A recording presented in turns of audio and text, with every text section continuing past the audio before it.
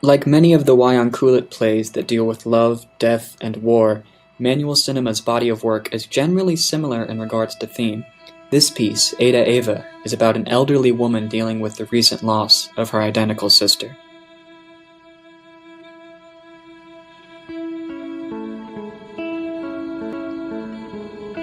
None of manual cinema's productions contain any source of dialogue. Therefore, the music and the imagery have to double up in terms of trying to tell the story at hand. The music here creates such an ethereal atmosphere through the driving rhythm of the guitar and the long drones from the cello and violin that contribute a fullness and richness to the texture, ultimately creating an effect of filling out the air of the room. Not only is the consistent driving rhythm of the guitar similar to that of the balungan and the gamelan orchestra, but also the effect in which the music has on the listener.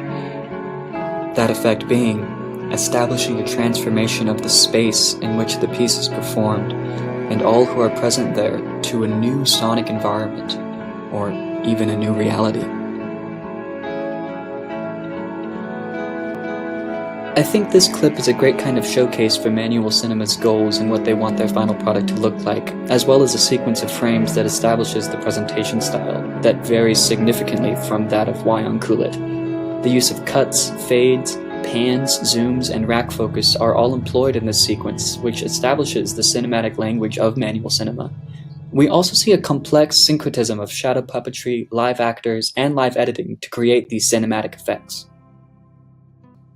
Where in Wayang Kulit, the synthesis of seemingly unrelated things like various cultures' musics, dramatic source materials, and political histories creates a syncretism, in manual cinema, this is achieved through the bringing together of seemingly unrelated performance mediums, such as shadow puppetry, art film, and live actors.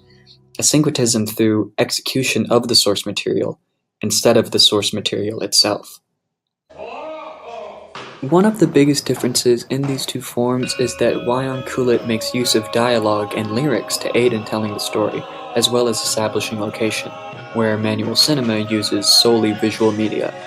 The Kion is the spade-shaped puppet in Wayang Kulit, which is used to indicate a sort of transition, serve as a decorative extension of the border of the screen, or sometimes even serve as a prop.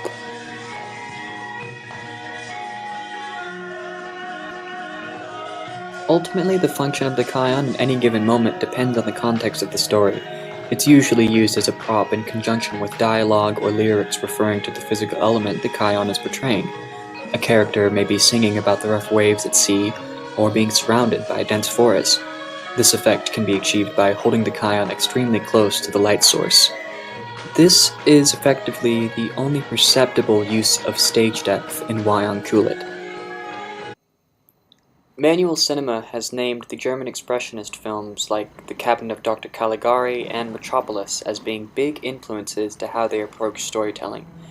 In this scene, special effects are created through manipulation of the light source, as well as using abstracted versions of the realistic puppets that had been used up to this point. These special effects are comparable to those of some fight scenes in Wayang Kulit, the most special effects heavy portion of the Wayang Kulit plays.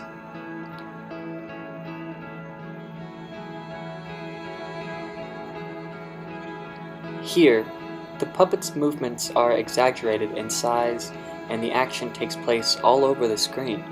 The effects clearly differ considering the amount of hands manual cinema is able to use for any given moment.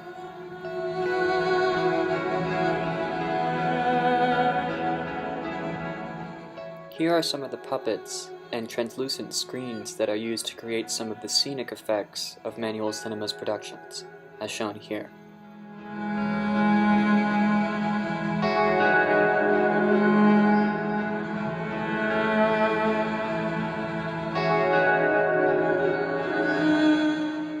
Wayang Kulit's puppets are all much more detailed and ornamented with fine carvings and dyes that indicate much about each specific character, including class, type of character, and importance. This elevated level of craftsmanship put into the creation of these puppets endows them with more inherent significance and reverence than those of manual cinema, the puppets, all of which are stick and rod puppets, purely used for their silhouette, so no ornamentation embellishes them.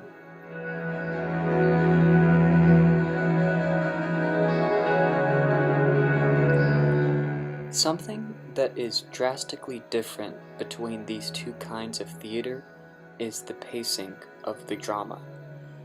In manual cinema, their aesthetic is to portray the silhouetted story through a cinematic filtration. Therefore, the pacing of one of Manuel's shows is quite similar to that of a contemporary art film. Since the effects are all practical, meaning they happen thanks to human hands doing physical things rather than computer-generated effects, everyone on the team has to be working in tight coordination in order for moments to be made on time. However, in Wayang Kulit, the pace is much slower, and observes a slower passing of time than reality, as is the case with many Asian theater forms.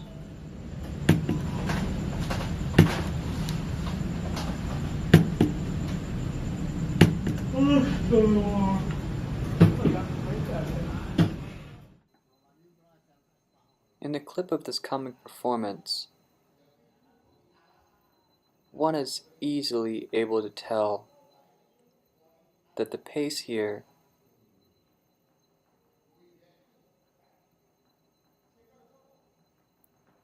is slow.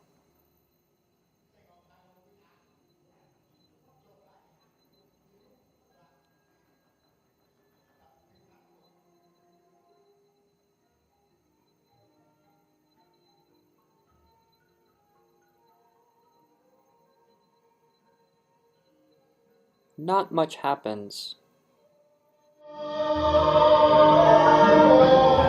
Rasanya pun nggak ada jiwa terpuji, begitu. Kalau mau pergi dari komunitas, selalu berpikir agar For a long time.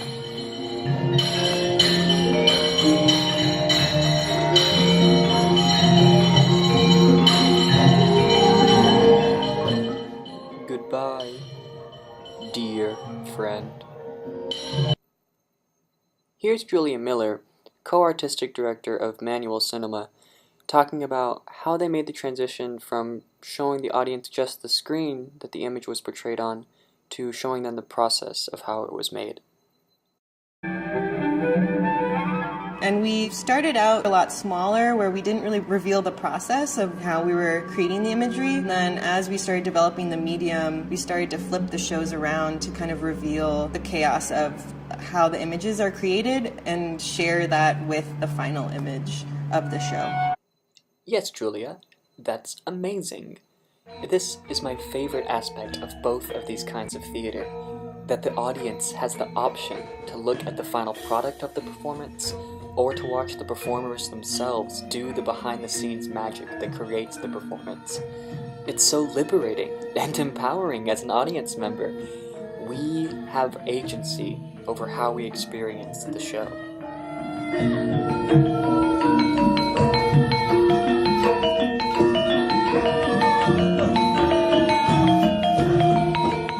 By demystifying the technical process behind the illusion of the final silhouette image, the audience becomes unwittingly more emotionally vulnerable and potentially open to change through a subconscious withdrawal of their personal guards, achieved by a recognition of the non-realistic aesthetic as representative of something real and full of life.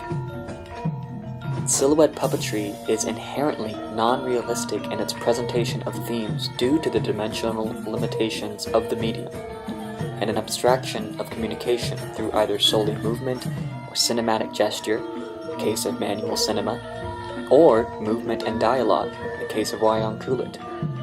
If the audience can witness the Dalang manipulate the puppets, and the musicians sing and play, there is a kind of empathy and humanity that is achieved through observing each individual's contributions in relation to how it fulfills its purpose to support the whole of the story.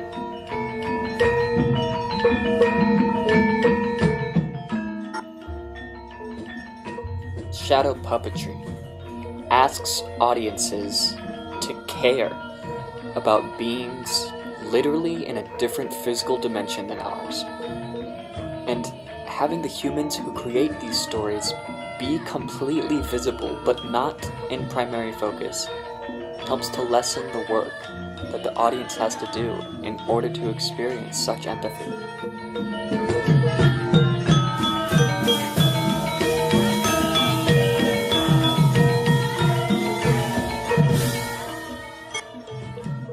When observing puppets perform actions on stage or through a screen, we imbue them with the humanity of our past experiences.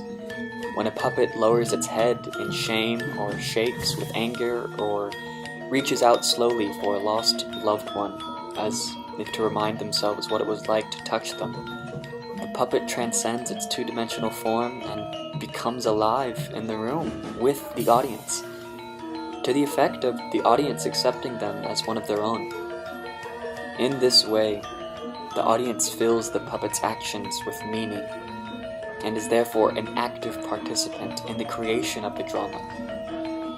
In other words, they help bring to life what has no life.